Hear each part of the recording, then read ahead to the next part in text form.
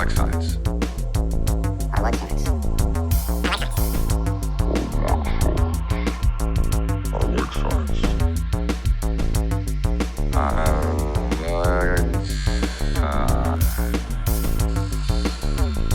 You realize this is our Christmas episode. It's our Christmas episode.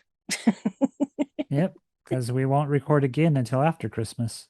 Yep, because next week is Christmas, and that lands on Thursday, so Yeah, Saturday. kind of odd, huh?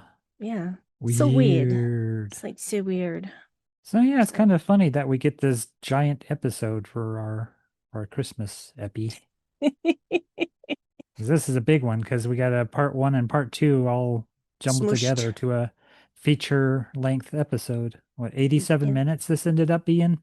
Yeah, that tracks because it's about 45 minutes per episode if you break them up, and that's Yep. pretty average for that period of time in television. So yeah, let's get into it. It's Enterprise season 1, episodes 1 and 2, all smushed together with no credits breaking them up.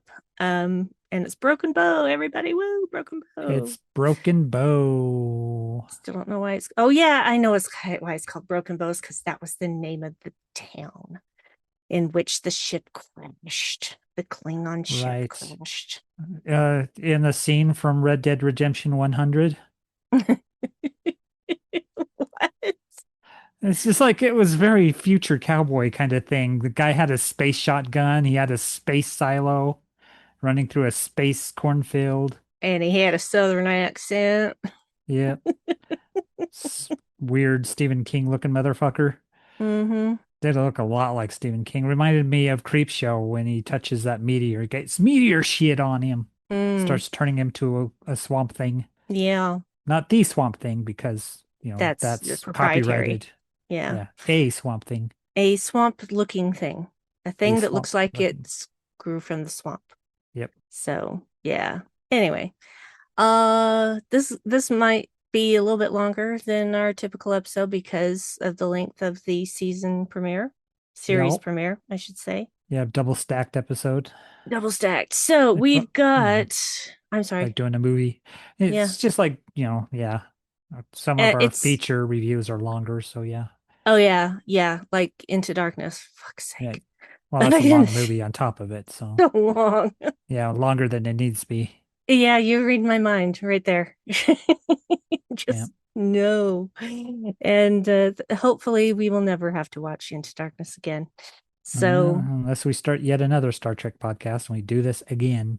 We have to get through this one first. We got to get this one done first. We got nearly 1,000 episodes to do.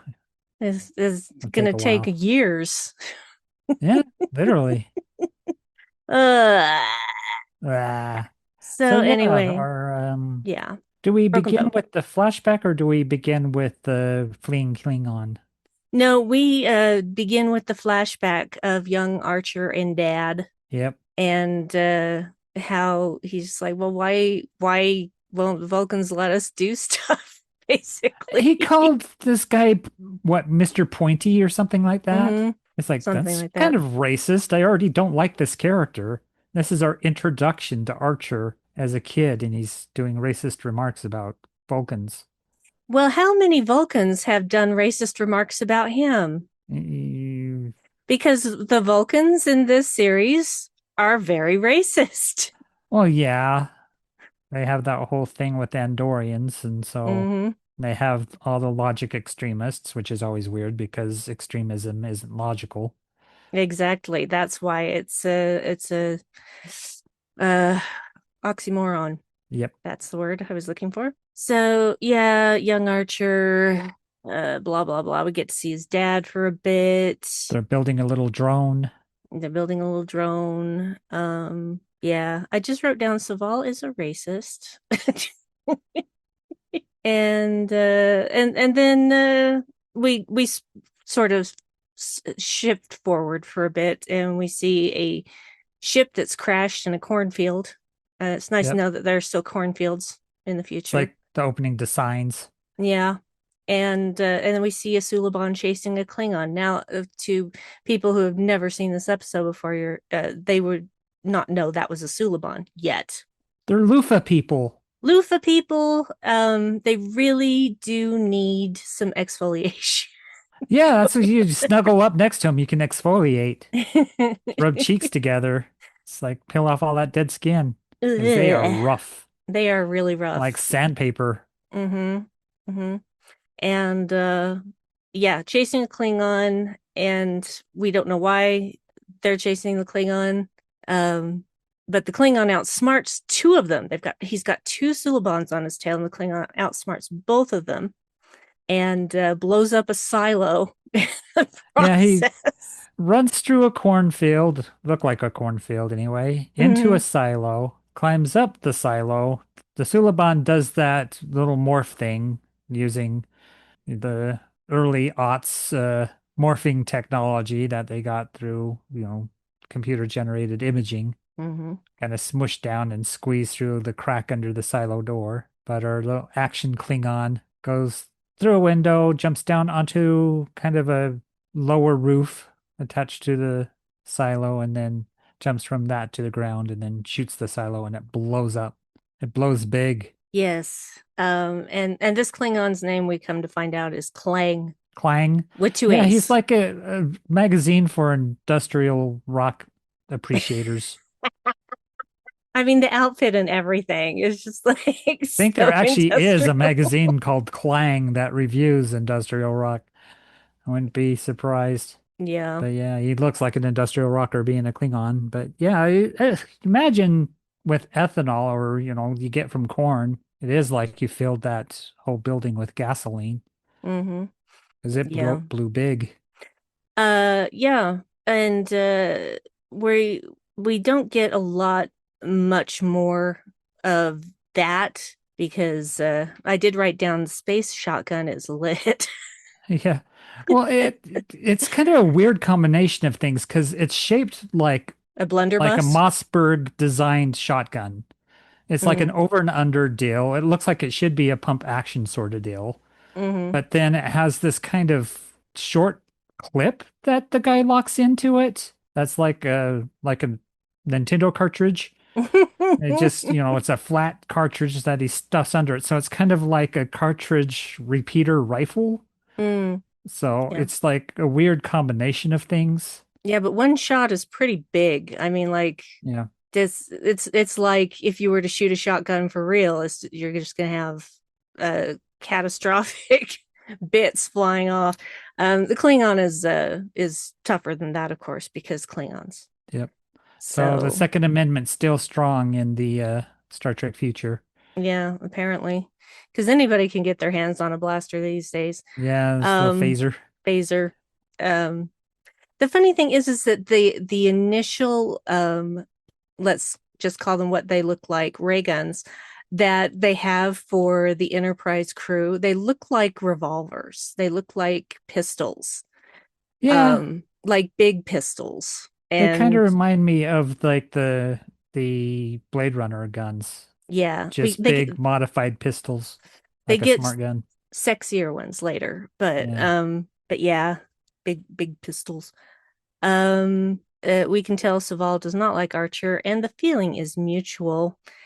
We Yeah. do get to see Phlox for the first. Yeah, because the Klingon takes a shotgun blast to the chest from this Stephen King looking motherfucker Yep, yep. and is on this operating table in kind of an emergency room thing. And Phlox is there through some kind of Exchange program. exchange program with the Hmm. Vulcans for science and medicine. And it's Yeah. kind of funny how Archer just barges in without a mask or anything, Hmm. just to ask Phlox if this guy's going to live or not. He's like, well, right now he's going to live because the Vulcans have made an agreement with the Klingons to deliver Klaaang to what's the home word? Kronos? Which they Kronos. say is Kronos, and it's like, no, it's Kronos. It's Kronos because Have to it's say it like you've got fake teeth in your Q mouth. U O. Yeah. Anyway, there's a lot of there's a lot of things. Yeah, Kronos is definitely a bastardization because that's not how it's pronounced. Yeah, But that's the that's what has how humans say it. The Vulcans are just like, yeah, we're just going to unplug him. He'll die, and we'll just deliver his corpse to the Klingons because that's the Klingon way. He is supposed to die nobly, so he's not supposed to survive these injuries, and Archer's not cool with that. It's Yeah, like, well, we're not murderers. yeah, to be fair, the Klingon does have a chance of surviving. Yep. So I feel like, well, honestly, I had forgotten that T'Pol was part of that delegation Yep. from the start. I had forgotten that. And But Archer threatens to knock her on her ass, which is another mark against Archer. mhm. There's a lot of things Archer does that is like, just not liking you. Well, and that's the problem of the writers and the Hmm. producers because they're going back to that time before TOS and Right. cowboys in space type of thing and it just doesn't work. It doesn't work. We had grown beyond that in the early 2000s and yet that's what they wanted to go back to. They wanted to go back to disrespecting women and putting them in low places of leadership and Right. all of that shit. Well, there's So, also that, yeah, his dad designed the engine that'll go to Warp 5, and that's why they make Archer captain, is because he's going to be also familiar with the engine. But there's more to being a captain of a ship than knowing how the engine works. Make him chief engineer in that respect. Get somebody else to captain the ship. Get somebody with more leadership experience. well, we don't really know how much leadership experience he has. We don't get Well, any inclination of how much leadership experience that he has. We just know that he's the captain. We don't know about his background at all at this point. Well, you can see he's pretty manipulative of being able to select who he wants to be on his crew because he does elect for Phlox to Mm-hmm. be his chief medical officer because, they're already planning to launch the Enterprise, the NX-01, and they're what, 3 days out or whatever, and so they're still putting the paint on and doing last minute repairs, and they still don't have a weapons operational, and he didn't have a medical officer, so he recruits Phlox, and Phlox is already familiar with the Klingon, so if he's going to be delivering this injured Klingon, you might as well keep one of the doctors that has been keeping the Klingon alive. And then there's how he gets Hoshi, which is pretty manipulative too, coming to her with some Klingon language. Is like, you're the first human that may be able to communicate with this Klingon. Yes, and she's the only human who is going to be able to communicate with that Klingon. She Yep. is the only human who's going to be able to communicate with most of the species that they encounter. And it's a pretty funny scene later on too when she's like translating what the Klingon's saying, what Klaaang is saying, and it's gibberish, and it's like, well, Phlox is saying, well, he's got like a feverish impacted brain right now, so he Mm-hmm. pretty much is talking gibberish by our readings. He said, well, that makes sense because was it stinky boots, he says. Stinky boots. There were It's stinky like, boots unless in that's a there. Klingon insult, which it could very well be true, calling you a stinky boot. I just don't see Klingons saying the word stinky at all. Yep. So Yep. maybe it sounds better in the Klingon language. Yeah, maybe odorous, Mm, odorous boots, yeah, if you have a direct translation. yeah. But yeah, he definitely lures Hoshi that way. And the thing is that she still had the opportunity to say no, Yep. but this is something that only her skills can do. She is the only person on the planet with this level of ability, with this level of knowledge that can, I mean, she helped develop the fucking universal translator. Right. We don't have that yet, but it's because of her that we have that. Yep. So yeah, Yeah. It's I just, love Hoshi. I hate the way they portrayed her, but I think Hoshi deserved way yeah, more. yeah, for, because with Enterprise, and a lot of reasons I don't like some episodes of Enterprise is because it is a step back. Mm-hmm. Because we see in, Deep Space Nine, we see in Voyager, we see stronger female characters. And then I don't mean that in like the way some people present stronger, as in, the Ripley is that you just take a woman and place her in the male protagonist role doing the male protagonist things. It's like they're still feminine in their own respects, but they're still operating on, an equal level to the male presenting people on the crew, the main whatever. But yeah, it's a backslide, and I think it's a good thing that uh, Jolene and Linda are both capable actors that elevate what they're given. Yeah. But what they're given isn't the best. I mean, T'Pol No. has moments, but I think they got her specifically because of her model looks for sure. And, Linda's nothing to turn your nose up at at all. So No, she's beautiful. Both of them are absolutely yeah, they're beautiful. both strikingly attractive and But they have more to offer than stunning, that.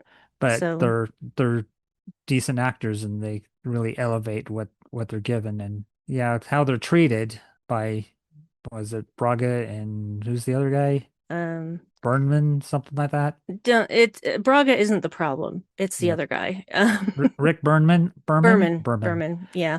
Yeah, the Yeah. two of them. Berman in particular, I suppose, with sexualizing the female characters, which we get in this episode Ugh, because we get the yeah. goo room, the blue goo room. The blue goo room.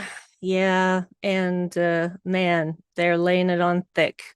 And I don't mean Yeah. that literally. I mean Well, yeah, that too, but because that they do oil it up. wasn't that thick. It wasn't that thick. Yeah. It was, I seem to remember it being more like an actual goo like substance, but it was more I, like sunscreen. yeah, I think we get the thicker goo in later episodes because I think they realize that it should be, you should be able to see the disinfectant, but the way they are applying it, it does look like sand or suntan lotion that just absorbs into the skin. Yeah. But in her half shirt with no bra underneath, it's like, what are you doing? And they probably made her put ice on her nipples so that they would Mhm. poke out like they did. Ew. Yeah, it's like, what is this scene from Showgirls? What are you It's doing? it's gross. It's Yeah. gross. It is unnecessary and just no. Just Well, yeah, no. even when introducing Hoshi and she's got shorts on and showing bare arms because they're looks in some kind of tropics, like they're in Hawaii or something. I think she is in Hawaii at the Yeah. time. So, yeah, it's just and we're going to get that a lot through this entire series is the whole scantily clad woman or sexualized woman guest Well, star, even etc. in dialogue, we get a little bit because we find Mayweather in the sweet spot Mm, because, he's found this part of the ship where the gravity's all weird. And if you jump up, you will actually be able to turn upside down and be able to sit on the ceiling. And Trip finds him there, and then they start talking about all the different planets they've been to. And there's one where there's women that apparently have three breasts. It's Dralax. Dralax Yep, is the and talk how planet. that's, what that's like a handful or something like that. They make some reference about having hands to fondle Yeah. an alien woman's breasts, and it's just weird Hmm. and off-putting. Yeah, it's like, oh, we want to make Star Trek sexy again. Well, you're going about it the wrong way. Star Trek can be sexy all on its own. You don't have to force all of this bullshit. Yeah. Anyway, yeah, this episode, and I can't remember where the change happens, but obviously in this beginning, this pilot, as we say, is T'Pol's eyebrows are normal. They're Mm. normal human eyebrows. There are no pointy eyebrows there. That changes later in the series, Yeah. but I can't remember exactly when that happens. So, and her voice is a bit higher. She speaks in a higher register in this episode. Right. Yeah, And I didn't it's notice that. I did notice her eyebrow raised though when yeah. talking to Archer early on when he like puts her down or threatens her and she just kind of slightly raises an eyebrow. Well, I can in this case I can see where Archer's coming from because the Vulcans have done everything possible to keep them back, to Yep. not let them do anything that they deem reckless. And so of course he's going to have concerns about T'Pol's loyalties. And if she's there to actually help or if she's actually there to spy, he doesn't know. And I can't blame him for that. I can't blame him for being suspicious Well, Archer even because, brings up that they got rid of poverty and war and all these things within 2 generations. mhm. How long did it take the Vulcans to deal with their issues, by embracing logic? Yeah, let's talk about the Vulcans in the past, Yeah. shall we? Just they were just warring against each other all the time. They were basically little more than savages. Hmm. So, they don't have any, they can't talk. They can't, it's Yeah, just well, demeaning another species for things that they themselves are guilty of. That is just the height of, what's the word I'm looking for here? hypocrisy? Thank you. That's the Because one. we get a scene later on when Trip is yelling at this woman who keeps taking this breather away from her child. Mm, Because this child's struggling to breathe unless it has this respirator on, and then she takes it away and he starts gasping for air again. And it's like to Trip, this seems torturous when T'Pol says no, she's weaning him. This particular species, they breathe this air for a while, and then as they grow older, they start incorporating other air, and you have to be weaned off of it. And mhm. that's what's happening here. And it seems cruel if you look at this race as you would look at humans, but you can't do that. You Exactly. have to know when to draw that distinction of what you're seeing as to what it is. But at the same time, what are the Vulcans doing with humans? They're looking Hmm. at the humans as the way Vulcans might do something. And it's like, no, the humans are not ruled by logic alone. Is there's an impulsivity, there is a curiosity, and Archer brings up that their lifespan is not that long. And so they can't just wait until it's safe to do something. It's like you have to reach out there and try and experiment and test, and otherwise, you might not accomplish anything in your lifetime because his dad did not live to see the launching of the engine that he created. Hmm. And it was the Vulcans postponing things Yep. for what, 100 years Hmm. since First Contact Day that they could Thereabouts. have Yep. launched into space. It took that long to get them to go out again. I mean, in this warp capacity, because apparently, Mayweather was a boomer, then yeah, there are starships out there. It's just taking them ages to go to different systems. Yeah. And one thing that uh this is one thing that actually gave me pause. Well, it stuck in my brain is I can't remember if it was Saval or if it was T'Pol that said this, but I think it was Saval. And the phrase is, "This is no time to be imposing your ethical beliefs." I'm sorry, are ethics beliefs? I thought that that was morals. Morals are beliefs. I Well, don't think ethics are. they're both beliefs because ethics, the way I look at it, morality is people tend to think of it being objective morality and that it's morality that's imposed from an outside system such as a god. Mm, But really, morality is social mores and they come from a community. And if you're a community of Christians, then of course your morals are going to come from God. And that's how morals work, is that they're community based. Ethics tend to be personal. And so they're also beliefs, is that what you believe is right or wrong is really dependent on your own perspective. It's, subjective morality, which is really truly the only morality. Because even if you ascribe morality to God, God is a subjective being who makes up his own morality. So even going by God's idea of morality would be a subjective morality, because that would be a morality only dependent on God's perspective and not an objective, true morality that exists outside of God. so there you go, guys. That's Dave the philosopher. Yeah, I was watching this YouTuber discussing this, and he's an atheist, but somebody trying to bring up the point that atheists and agnostics and anybody that doesn't believe in God doesn't have an objective morality, and he's like, well, neither does God have an objective morality because he's a Mm, subjective being. yep. So nice try, guys. Ha ha ha. Yeah, so yeah, I think a similar thing Nietzsche wrote about that there's no such thing as objective truth Mm-hmm. because all truth is an opinion of truth. Yep. Yeah. So, I do appreciate that we have that lovely little video from Zephram Cochrane, Oh yeah, his little reprised by James Boldigo. Cromwell. Yeah, little Boldigo, Strange Worlds and New Civilizations and Yeah. a lot of the stuff from the preamble Yeah. to Star Trek What I he actually wrote mentioned. down was got to get the Strange New Worlds and the Boldly Going up in there. So how old does that make Zephram Cochrane? Um, Pretty old, like in his hundreds. Yeah, weird, because he was about that same age on First Contact Day. So I was a little confused about the timeline.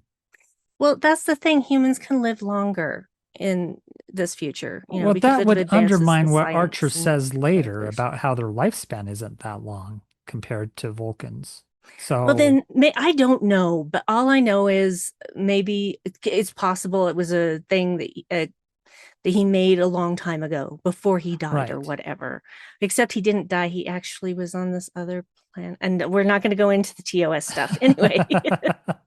Well, yeah, maybe they played a video of him talking about building the engine when they first originally built the engine. Yeah. But it seemed like something that was happening live, so I was confused with It didn't that seem scene. live to me. It just seemed like Okay. a message being played. So yeah, if they had like VHS tracking or something on there, it would have been more of a sign that yeah, they're playing a video. Yeah. Speaking of just the way this is filmed, it's very television, Hmm. just the filming of it. Well, yeah, because it was television. Yeah. Yeah, it's just We didn't funny to have watch something widescreen that's yet. feature length that has a TV style production. Of course, even the aspect ratio and stuff like that, though. Hmm. Trying to Yeah. think about looking back on it. Was it in 4:3 or was it 5:9? I can't even remember. I can't remember. I can't remember either. I was just watching it and writing notes. Wasn't thinking about the aspect ratio, but Yeah, yeah. It's just I'm picturing it as 5:9 just because, that's what everything's in now. yeah. So, So we also, yeah, I had forgotten that it started this early, but Future Guy's up in there oh already. yeah, future guy talking to about the Suliban and Suliban wanting to go back and fix the mistakes of having a friend die. And he's like, nope, not going to let you do that, but you still have to go in and hide all the evidence. It's like, okay, I guess we're doing that then. Yeah. And I've always found Future Guy annoying. And he's never explained. He's never Yeah, explained. he's got kind of a weird neck that seems Cardassian, but who knows? Yeah, it's hard to say. So, yeah. But we get Silic right up in the first episode. So, Hmm. and he's around until season 4, if I remember correctly. Pretty sure that he's there all through season 4 when he dies in Earth Past. Yep. So, Which we already did because it was in that storm fart. Storm part Yep. 2? Was Yeah, I it think part storm 2? fart part two Part 2. because yeah, it was definitely a two-parter. Yeah. The second half of one. Yep. That's when Silic bites it. Yep. Unless Unless, time travel. I don't know. But Silic is one of those he's less like Gul Dukat and more like Garrick, I guess is the best way to explain Silic. yeah. He's kind of in between. Yeah, his morality's gray rather than black and white. So, Hmm. yeah. And he's still a member of his species and still respects parts of that, even though he's going to go against other things that they're doing. Yeah. And the thing is that the Suliban that we see in this episode are not indicative of the entire race. They set that tone pretty early, and Phlox even explains. I think it's Phlox that explains it. Is that no? These have been people have been modified. This is Yep. not the way the race is. Yeah, in this episode, the subcutaneous, like chameleon effects, Mm, so they can change the way they look. their irises. Their heart has like two extra valves. Hmm. Definitely augmented. Yeah. So. Compound irises. And so they Hmm. can see in spectrums that humans and even sensors can't. Speaking of Sensors. Reindeer? reindeer can see ultraviolet light.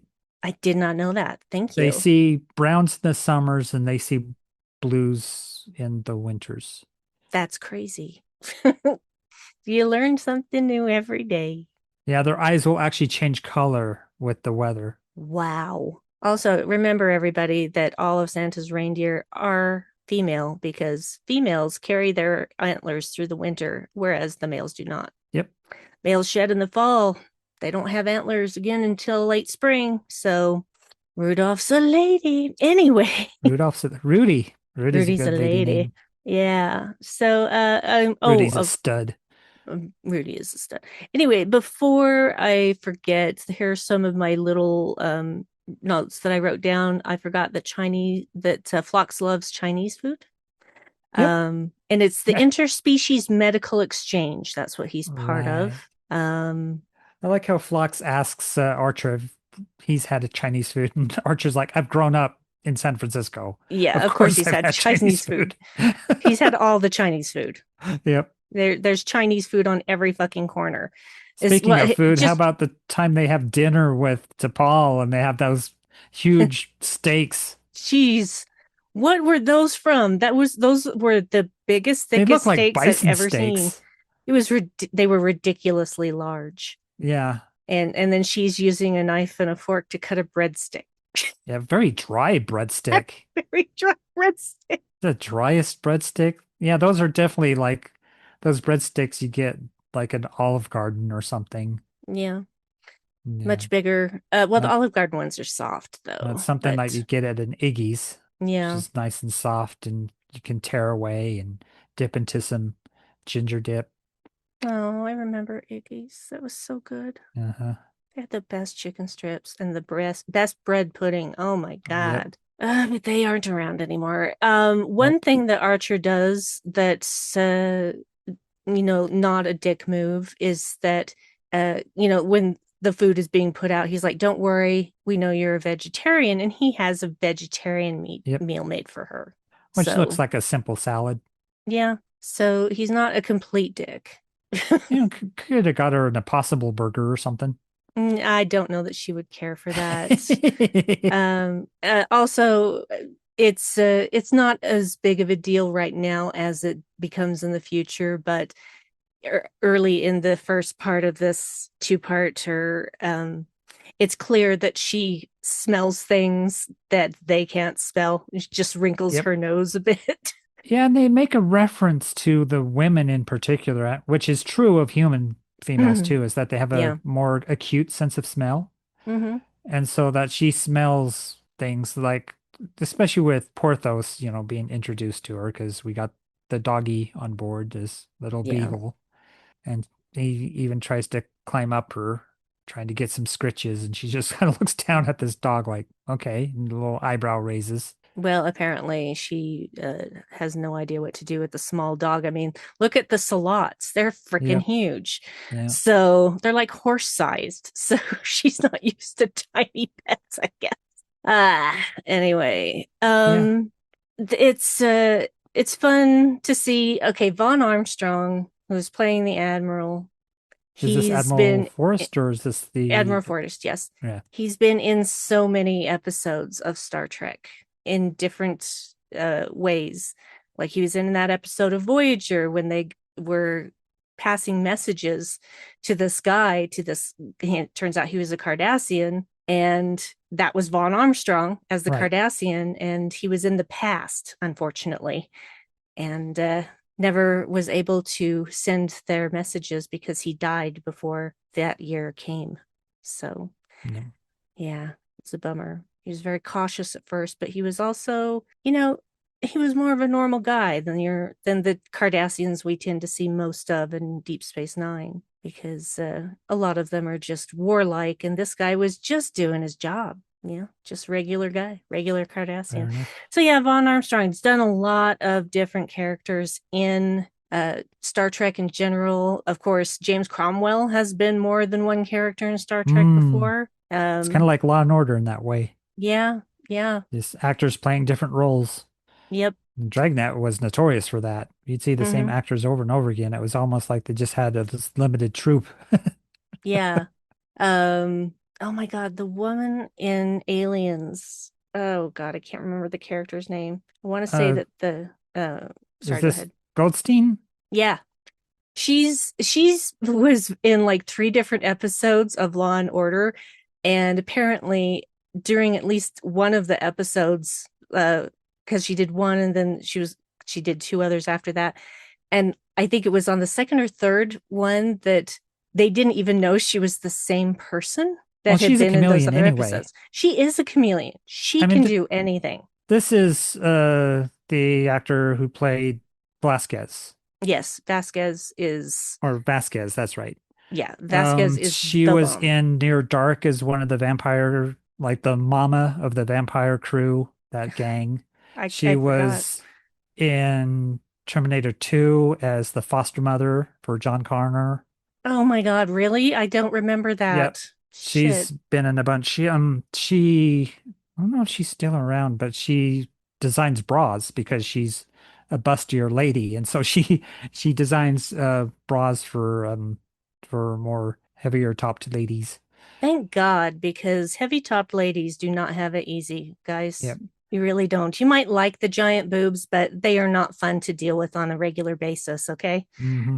Excuse me. Anyway, sorry. I went down the rabbit hole there. So yeah, We find out why Trip's called Trip. Trip is called Trip.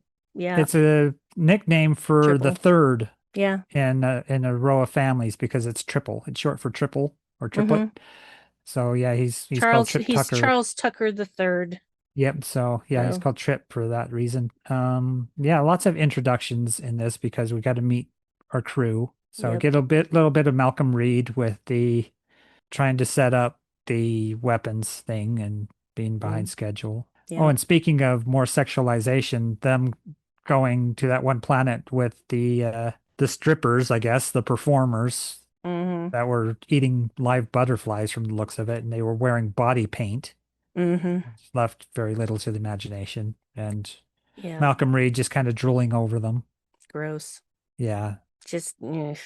Just the female objectification is unfortunately rampant throughout the entire series.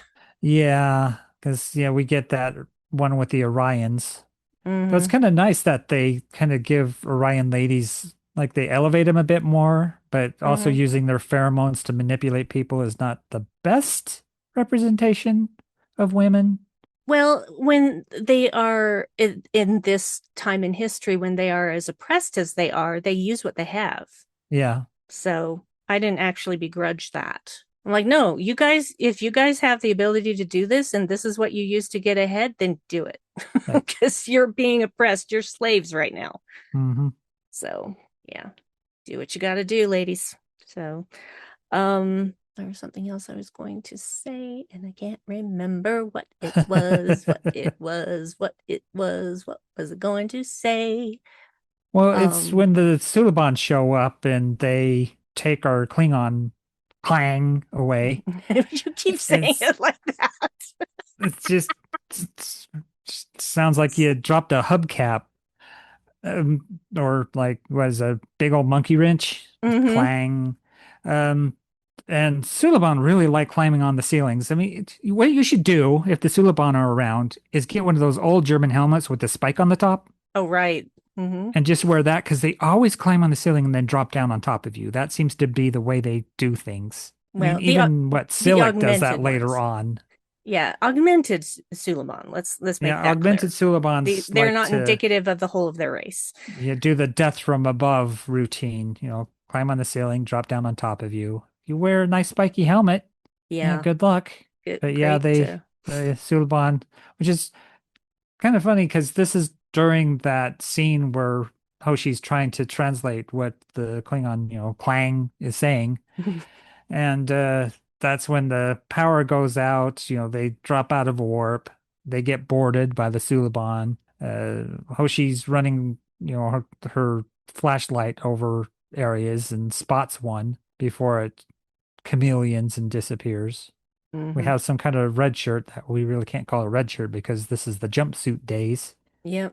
They all look like they're in Devo, except for the weird hats. And yeah, so that guy gets injured and the Klingon gets taken and kind of like this, the T'Pol's like, well, the mission's over. Let's go.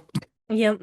Let's turn this ship around. Head back home. And Archer's like, no, It's like, not well, not happening. your whole mission was to deliver this Klingon. There's no more Klingon to deliver, so mission over? Abort? Nope. Nope. She should know that the Earthers are made of more stringent, stronger stuff than that. They're not going They're to just. stubborn, They're stubborn. We're stubborn. Earthlings, we're obstinate, stubborn. We're prideful. obstinate. And well, I don't know that they're prideful as much as they could be. Well, Um, uh, but they to, do.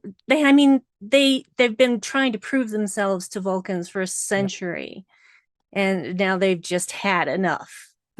Like, I'm done trying to prove myself. We can do this. We're not going home. Well, T'Pol So, does bring that up with Archer at the end of the episode. It's like he's saying all the things that he should leave behind, all the resentment towards the Vulcans, to be mhm. looking towards the future, and that if he, was less prideful person, he would call the Vulcan command himself and request that T'Pol stay on as the science officer. But he doesn't. And so DePaul's like, well, I guess it's left to me to request myself to stay on as, the science officer and I guess a liaison to the Vulcan command. Yeah, and And yeah, the thing about that is it read to me like Archer giving her the choice, yep, not requesting. He's like, I need a good science officer. I would like it to be you, yep, but it's up to you. He right. wasn't going to force her. He wasn't going to get her commissioned by the Vulcans. It was going to be her choice. I think it might be the middle of our two perspectives with this is that yeah, he does offer her the choice, but also it's a way for him to wriggle out of being the one to make the request. Because he could have asked her and then done the request himself. This he asks her and gets her to request it. Yeah, well, I can see where you're coming from, but at the same time, if he were so prideful, he would have made the request. But Well, I think that's just it. It's that he's prideful that he doesn't. Because he doesn't want to be the one to ask the Vulcans for something. Leave that mm, for her to do. yeah, I guess we could see it either way. Yep. So it's like somewhere in between. Because the thing is that he wasn't antagonistic about it when he No, he was wasn't. when he was saying, I need a science officer. Well, And I she befuddles him yeah. because he's doing the captain's log later on. And it's like, well, I saved her life, but that really doesn't really matter much to Vulcans because they're not ones to repay a favor. Hmm. And there's really no reason for her to follow through with a captain's request or the previous captain's goals when she becomes captain, which she does when he gets injured. Hmm. Because I guess she's the most experienced and highest ranking member on board, so she just assumes command Yeah. and and when he wakes up from his injury, when having the starfish cauterize his wound, it's actually an eel, but it looks like a starfish. He's already annoyed with her. It's like, well, I guess we're going back, and it's like, no, we're not. we're we're en route to that planet that you had assigned us by Rigel 10. yeah, doing the was a CSI Miami kind of computer hackery into trying to find the trail of these the warp engines to this ship to some space station Yeah. on this gas giant, which is kind of funny because he's in his quarters and T'Pol calls him to the bridge. It's like, if you're feeling well enough, I think this is now is a good time to come to the bridge. And he shows up still buttoning up his jumpsuit or zipping it up or whatever you do before you put on your hockey mask and start killing campers. Is he's looking at this planet and goes, "So is that a gas giant? Looks like a class 6 or 7." And she's like 7. Hmm. Well, he knew. Yep. He's not a dummy. Yeah. Um, I do love that uh they figure out how to why this trail is so scattered. Mm-hmm. And That's that's multiple because ships. it's not Yeah. one ship, it's like 14 ships. Yeah, that it's a route. Mm, And so, people are going in and out of this particular avenue of space to go to yeah. this station. Yeah. And there was this there was the female Suliban that we didn't know was a Suliban yet, but I remembered her being a Suliban. But apparently she can, change her appearance just like all of the other augmented Suliban. And just because they got to throw some sex into it, she has to kiss him in order to determine if he's actually a good person and someone that she can trust. Yes, it's you have to make contact to tell if you can trust Intimate, somebody. Yeah, intimate intimate. contact. Which is kind of funny because earlier they make a reference to, whether you can breathe the air or eat the food or drink the water on this station, planet, whatever you want to call it. Mm-hmm. And Flux and T'Pol's like, well, Flux said everything was safe, just don't get intimate with anybody. Mm-hmm. So like even Flux is saying, hey, don't get your dick wet. Yeah, stop fucking the people all around you. Yeah. The what's the word I'm looking for here? The natives. That's it. Yeah. Stop fucking the natives. And Yeah. yeah, this place they show up at first, it looked like one of those apartment complexes, like the Mm-hmm. kind of mega city sort of stuff you'd see in Cyberpunk. Oh yeah, yeah. A little bit Judge Dredd too. Even having the burning barrels, very apocalypse or post-apocalypse. Mm-hmm. Yeah. Um. And a weird dark scene about somebody behind a door. It sounded like a woman kind of screaming and resisting somebody. Mm, It seemed almost like an assault, mm-hmm. and they're just kind of looking like maybe we should do something. And T'Pol's like, don't get involved in that. Well, see, that's the thing. You don't know what's really going on. Yeah, it seemed very dark. Did Yeah. not care for it. Yep. I didn't care for it either, but this is, a place that's probably got its own mafia somewhere. And they're already on a mission too, so they need to Yeah. save Klaaang. And, they can't do that and, get in over their head with other things, involve Yeah. themselves in other battles. And I felt bad because Saren, I really liked Saren, and she's on screen for like 2 minutes and then she's dead. And Yep, another stunning actor. yeah, beautiful, absolutely beautiful. Hmm. And we hear, of course, the words temporal Cold War We do indeed. right up front, temporal Cold War. So and they were talking about when they're on this planet at this complex, there's thunder happening and it's snowing and they're all freaking out. And I'm like, dude, we have had thunder snow on Oh yeah, Earth. Thunder Come Snow is on. a thing. Thunder snow is a thing, but I don't know if it was a thing back when Enterprise premiered because that was 2003. Had we Yeah, had thunder snow I yet? don't know. As once people started to talk about climate change, it seemed like then we started getting thunder snow. Yeah. Another thing is when they were trying to escape that complex and T'Pol's like, the ship is this way, and Tucker's like, no, it's this way. They were on They the shuttle. forgot where they parked. They forgot where they parked, but also they get in a firefight, and there are such convenient barricades around for them to hide behind. It's a game level. I'm telling you, it's Red Dead Redemption 100. You got to have some place where you can take cover and then hit your little, what is your left two button so you can aim and use your right two button to pull the trigger. And What a it's pain in the maybe butt. click your right three button, go into Deadeye so you can slow motion aim at everybody and shoot guns out of their hands. You are playing a lot of Red Dead I Redemption. am. Dude, you need to start Expedition 33. Oh, I just found out. I don't know if this is true or not. I just saw something on Blue Sky, but apparently they used generative AI in the video game, and so they had all their awards stripped from them. What? I might have to look that up for sure. To let's see, generative A. Oops, I can't write. Generative AI. Is it Clear Obscura? Claire Obscure, not Obscura. Obscure Game Awards. Okay, let's see. Claire Obscure Expedition 33 loses a GOTY award over use of generative AI. Mm. Baldur's Gate 3 and Claire Obscure devs criticized for using AI. Yeah, Indie Game Award, GOTY, descended over. Yep, so it seems to be true because I'm seeing a bunch of articles about it. Well, that just Disqualified from Game Awards, disqualified from Game Awards. that makes me sad Yeah, because it's a beautiful game.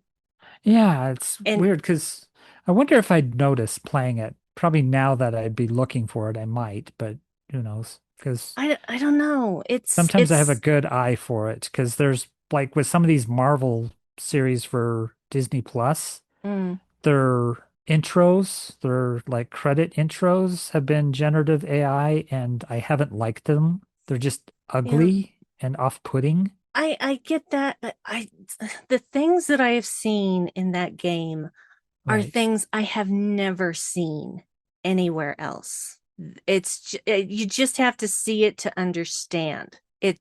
I don't know, but I wonder if this is going to be one of those things like how when people first introduced computer graphics, like for Tron, they thought mhm, Tron was cheating at special effects because they're using computers. And now that's de rigueur, it's just the thing you do. It's mhm, old hat. It's like, how do you do special effects in a film without using CG? mhm, I mean, even if it's just wire removal, I mean, yeah. you're still applying computer generated imaging to change a motion picture. It's like, is it going to get to a point where AI is just the thing people use? Well, there's a very fine line between computer generated and AI, isn't there? Yeah, I suppose so, but it's like, is it just going to be another tool in the toolbox, or is it something that's taking work out of game development I don't and know it's that just it's automated? I don't think that it is automated though. It doesn't feel Yeah, like that. I've played the game. I haven't finished the game. right, I'll be honest. I have not finished the game, but it doesn't feel like that. It doesn't feel like that they just let the AI run rampant. right, It felt like everything was purposeful. And again, things I've never seen before, environments that basically just made my mind break. right. It's just, I don't know, do what you want, folks, but I still think it's an amazing game. Right. Yeah.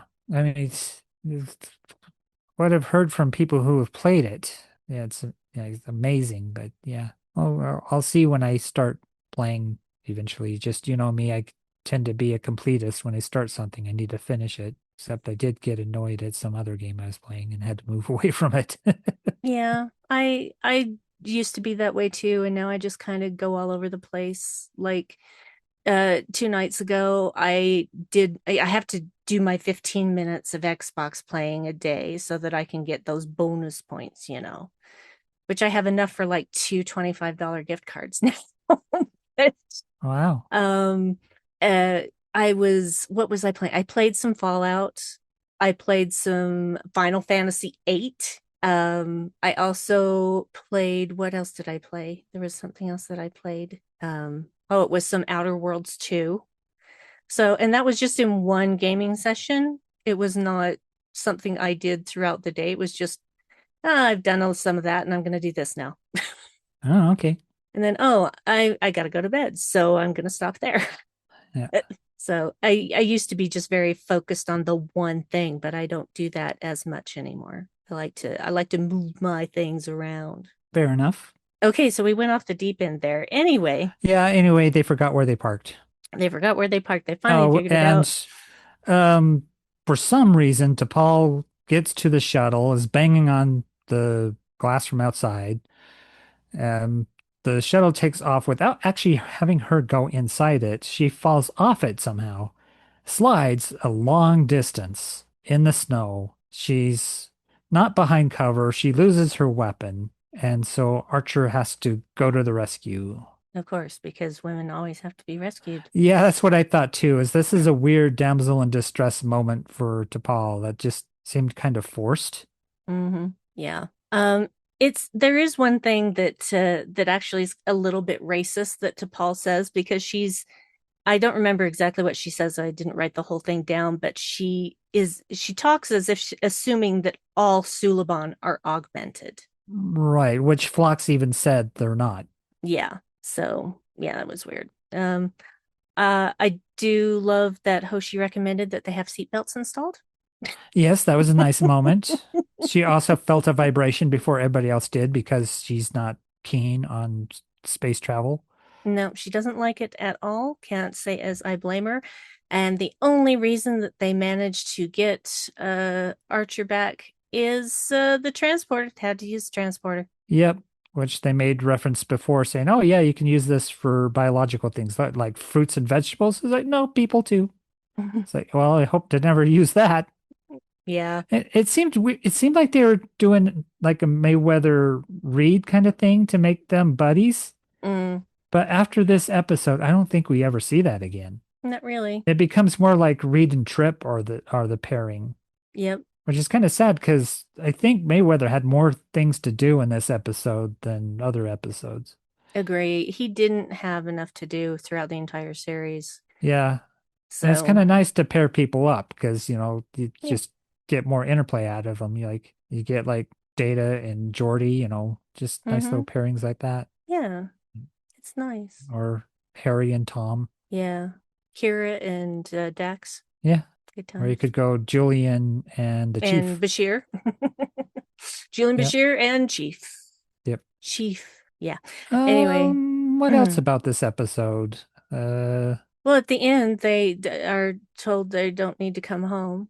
They can just go yep. out and start exploring. Yeah, it's like this mission was a success. Oh yeah, they deliver Klaaang Klaaang. to Kronos, and he's has in his blood the plans to the Death Star.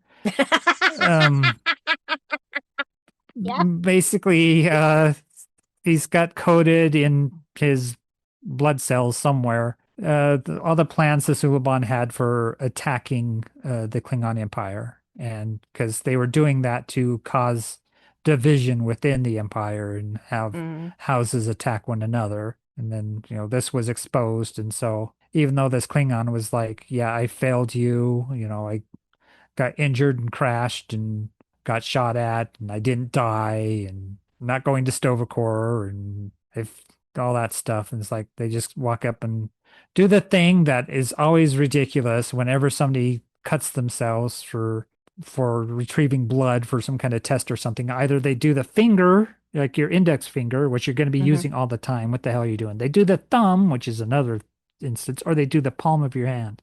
No. All these cuts are really bad places to cut yourself. Hmm. Don't How do about it. this? Do the thing that sometimes they do in wrestling is you hide some kind of sharp object and you cut your forehead because your Hmm. forehead bleeds like a beast. Hmm. But it's not going to be in an area that's going to be a problem every time you move your hand or try to use it for something. Yeah, And exactly. so that wound is never going to heal.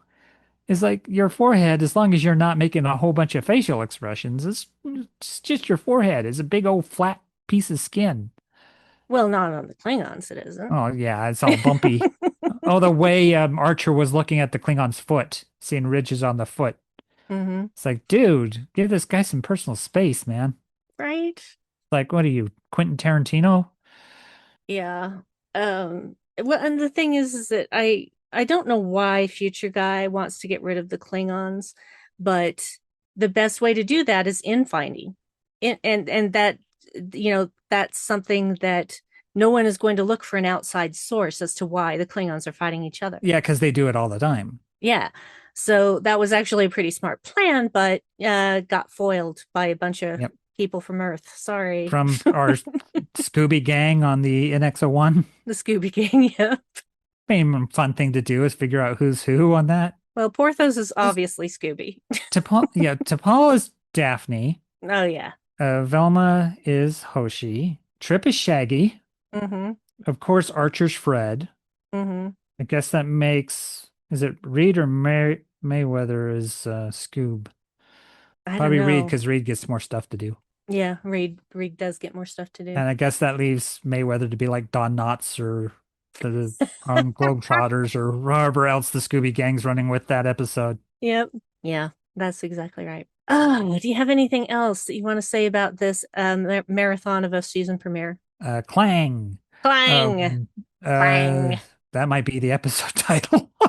clang, Klaaang. clang. What do I have anything else to say about this? I came in trepidatiously because I'm not like Enterprise isn't like Your really favorite, I know. top of my list. Mm-hmm. I have issues with Archer. I don't like the way the women are represented. Reed can be a bit of a creep. Trip's morality is all over the place. Yeah. Mayweather doesn't get enough to do. I like Hoshi, but like Mayweather, she doesn't get a whole lot to do. T'Pol's probably the greatest draw, but then they sexualize her, which is upsetting. Mm-hmm. So there's a lot of reasons coming into this that I was like, I don't know about this. But then I ended up enjoying this episode. It's tense, it's got good action. I think it introduced the characters well. I wish they stayed on that balance. Mm, So some of the characters didn't disappear into the corners yeah. of future episodes, that everybody had things to do, that it was a true ensemble. Phlox, of course, love Phlox. He got to do his big CG smile in this, Mm-hmm. Yep. which was a hoot. Yeah. And talking about tapping on glass, when Archer taps on the glass, he's like, don't tap on the glass. No, And just never kind tap of on the waves glass. Phlox over like, hey, you want to be my medical officer? He's like, sure. Yeah. Because he likes to study humans. He enjoys human food and the endocrine system, apparently he's currently obsessed with. So Yeah, but like, not oh, only let's find that. more dangerous things to do. Oh yeah, like the final thing is like, oh, there's an ion storm. Okay, just go through it. We can't be afraid of the wind because Archer's been having flashbacks, which I'm glad they removed. Mm-hmm. It seemed like a trope that they might have been consistent with in future episodes, but like, no, there's two more actors we have to pay. We have Mm-hmm. to have his father and this child, so Yeah. yeah, we'll just toss that whole scheme, that whole Yeah. gimmick, Fair and just enough. not worry about flashbacks again. But yeah, it's like, wouldn't have been funny if they go through this whole pilot episode and then at the very end they get destroyed in an ion storm because they didn't fully repair the ship after their battles. Oh, that was one thing that I didn't really talk about is that base, I guess, for all of the Suliban pods. That was cool. Yeah, it was like a like the mushrooms and spores kind of thing where all Mm-hmm. the little 20-sided dice come off off this space station. The icosahedrons? Yeah, Yes. yeah. And they Yeah, used that the grapplers too, which was fun.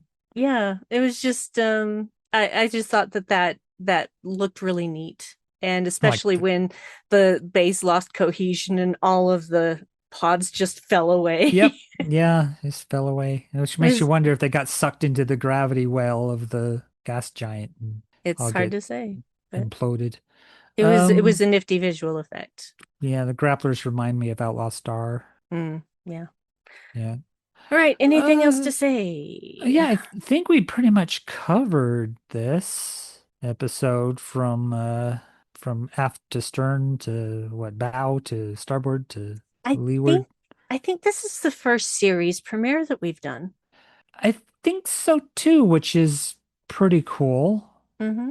So yeah, we've done movies and we've done episodes here and there. We've done, I think maybe we've done finales or close to it. We've done like the part one of a conclusion to a season. But yeah, this is the first premiere Yeah, first that I series premiere that recall we've doing. done. Because yeah, we've done Yeah. some season one episodes, but But as for not. being the Yeah. premiere, this is our first, so it's kind of just Yeah, kismet. So, oh indeed. yeah, I need to bring up our randomizer, don't I? Yes, you do, because Okay. I gotta bring up the list. And The it's still list. 954, right? Unless we're Yep. having, Nope. because we're not getting Starfleet Academy for a little while yet.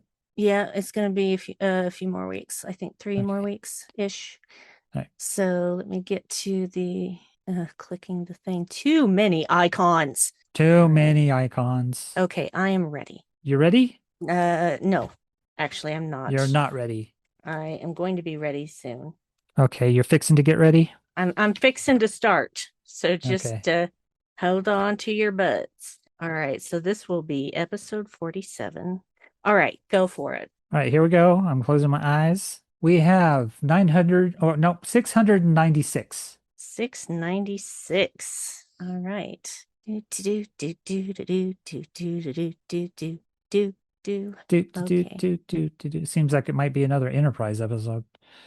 696. Not quite there yet. Not quite there yet. There we go. It is indeed another Enterprise episode. It is season 3, episode 15, Harbinger. Season 3 is just full of amazing episodes, frankly. Yeah. But some of them are really hard too. They're just hard. So, which we've already seen one of the hard ones when he just steals that warp coil Oh from yeah, that damage. ship. And yeah. Yeah, that one's rough. This is season 3, episode 15, Harbinger. I gotta write it down because if I don't, then I'll forget. Because I have ADHD. So, all right. Well, there we go. Another Enterprise episode. And I can't remember what this one is about from the title. So I guess we'll find out when we It's watch probably it. about somebody bringing a message of doom. Yes, probably something like that. So, because this is the Xindi season, you see, and so yeah, this is wow. Season 3 is it was all a metaphor for Or our response to 9/11. 9/11. Yep. Yep. So, which, considering how they addressed that, it was really to the point. So, it's wasn't as gung ho and hoorah as a lot of things around the time might have been. It was like the very realistic approach to how you respond to a terrorist attack, and it's have that bring out your darker nature in some aspects. Yep. They do whatever it takes to get the job done, sort of. Yep. Mindset. Yeah. And at what point is it have you gone too far? Yep. So, well, the Xindi started it, but that was the whole thing. That's the fault of the sphere builders and the sphere builders. Fucking hell. What you can say about the sphere builders is they've got balls. So bad. Oh, all right. On this last episode before Christmas, do you have anything to tell people, Dave? Find me on the interwebs as DJ Evil Dave. That includes YouTube, Blue Sky, Tumblr, Bandcamp if you want to check out my my collection. Plus I've got some playlists on there if you're a subscriber to Bandcamp, if you have a Bandcamp account, I guess you'd say. Where else am I? Hear This if you don't like going through Apple or Spotify to listen to the show. I take the raw MP3 and jam it right into Hear This. So you're getting the raw audio. It's not going through any kind of podcatcher at all. You can download or stream it directly from there. Been off and on thinking about getting a program called DJ Studio. It's kind of a weird current obsession. I know it has like a 7-day free trial. I might check out, I might not. I don't know, because it also seems to use generative AI, and I think that kind of takes the fun out of doing mixing if I just let the machine do it for me. But at the same time, it's got cool stuff like isolating instruments. So if you just want the drum beat from one song, and you can layer on, the melody from another song or the bass from another song, and just kind of that's cool. Frankenstein monster a song out of other elements, or do mashups, which would be really fun to do. So I'm tempted to try that out and see if I like it enough to buy it, because lifetime subscription is a pretty penny, but for a lifetime subscription it's better than paying a yearly thing. Yeah, so that is true. And right now the deals are really good because they've got their Christmas pricings up. Speaking of Frankenstein, we watched Frankenstein. Not quite the novel. Del Toro's Frankenstein. I did enjoy it a lot, but I think it over-egged the pudding when it came to making the creature sympathetic, in my personal opinion. I know you really enjoyed it. I did, because I felt like this was the book that this generation, that this time period needs. Right. Yes, we have the Frankenstein monster, Adam. He chooses his own name, and he has his difficulties, but I like that he doesn't turn into a giant rage monster against innocent people. Yeah, just when he's being attacked, and even sometimes then he Mm, doesn't return, you know, vengeance upon, the yeah. injuries he's taken. It's more in the moment if he's being attacked, he'll Yeah. attack back. And holy fuck, I had no idea Oscar Isaac could do such a great British accent. Now, don't Mm, get me wrong, there were a few little times where it faltered just a bit, but yep. honestly, I spent the first 15 minutes of the movie going, is that Oscar Isaac? And it's always funny when you're like, is Victor Frankenstein even English, you know? Mm, It's like this is probably taking place in like Germany or Switzerland. mm, It's like, but it's one of those scenarios where foreign means English accent. mm-hmm. It's Yep, like no matter where you are in the world, if you're foreign, you've got an English accent. yep, there you go. All the Nazis had English accents. We know Like, this to be true from movies. yeah, yeah.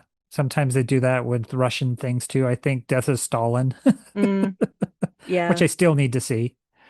but I did really like Frankenstein. Yep. And I appreciated all of the actors very much, Hmm. especially the guy who played the Frankenstein monster. He was exceptional, Yep. frankly. And Apparently, he was on that teen series with Sydney Sweeney. For some reason, I can't remember the name of it, but it's kind of a teen drama soap opera kind of thing. mm, I don't know why I can't think of the name of it right now. I believe he's Australian, if I remember correctly. He was also And in Saltburn. I don't I didn't watch that show, didn't Yep. care. Yeah. But he's 6'5". He is 6'5", which basically, take my brother-in-law Paul, Uh-huh. who is also 6'5". That's Yeah. how tall this guy is, Very tall. but also very fit, very Mhm. fit. And I And think 8 hours to get into that makeup. yeah, and a good actor. He's a Yeah. good actor, and he's very young. He's like 28.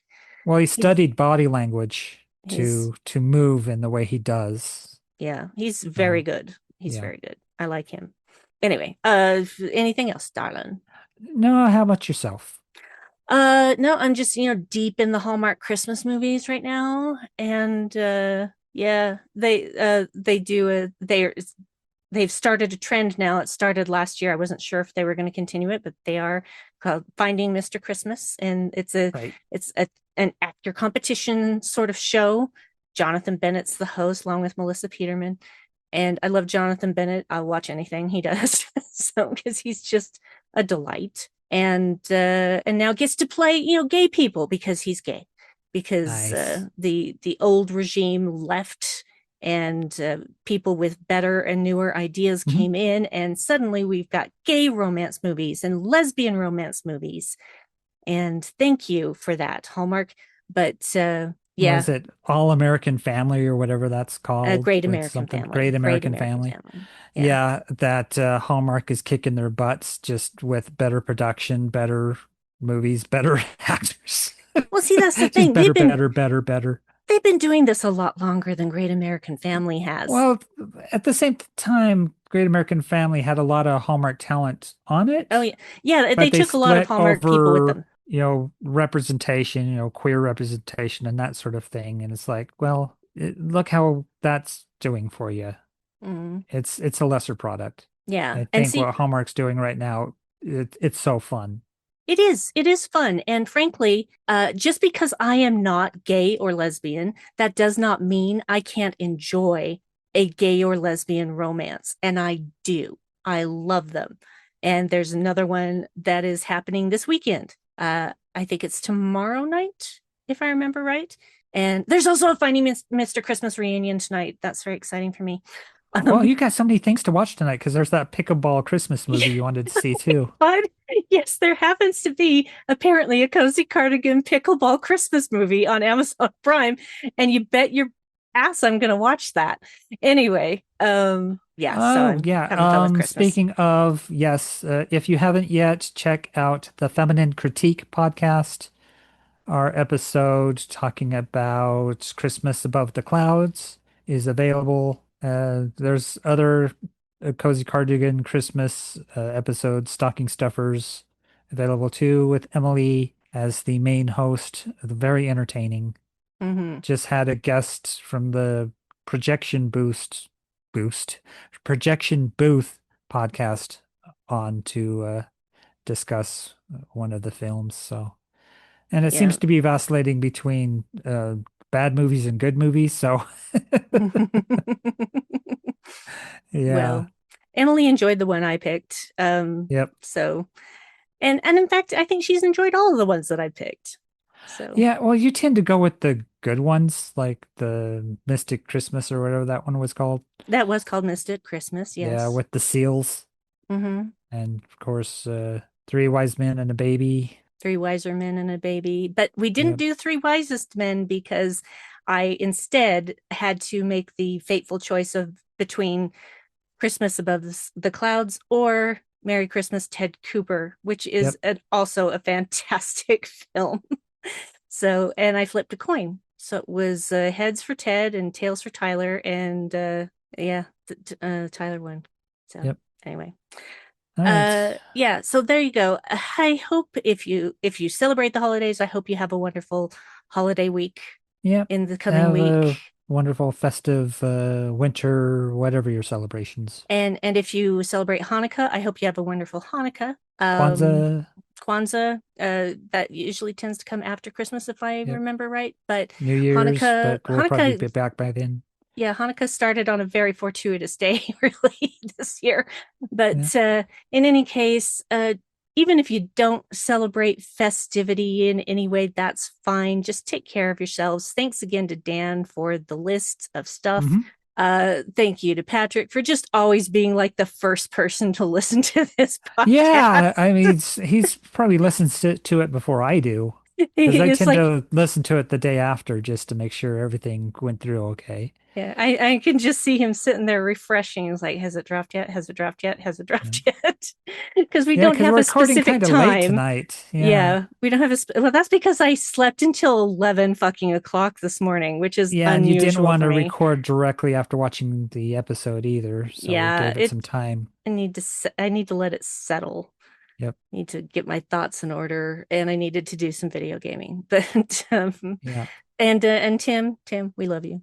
Thanks for being a guy across the pond. Murray the Pie Man's listening because he commented on a YouTube video. Wait a minute, Purry is listening to our podcast. Purry is listening. Yeah, he's probably been for a while. He just finally had something to say back. So we've known the Pie Man for a long ass time. Oh, I'm so glad. That makes me so happy. Yep. Oh. All right, then. Well, that was a Christmas gift all in its own. Yep. So, thank you, listeners, for enjoying our show. Yeah. Yeah, we did the Spotify Wrapped kind of thing to see what our listenership was, and some of you were your favorite podcasts. So that's saying something because I listen to a lot of podcasts, and there are those ones that you can't wait to listen to, and to be that for you is really heartwarming. It's really touches the soul and it makes this worth doing. Yeah, because we have a good time. Yeah, we have a good time, but knowing somebody's out there and we're just not talking into the void is really nice. It's very good. It's very good. So love and kisses, and we'll be back next week for Harbinger. For more Enterprise. More Enterprise. Season 3. Yeah. Okay, bye. Bye.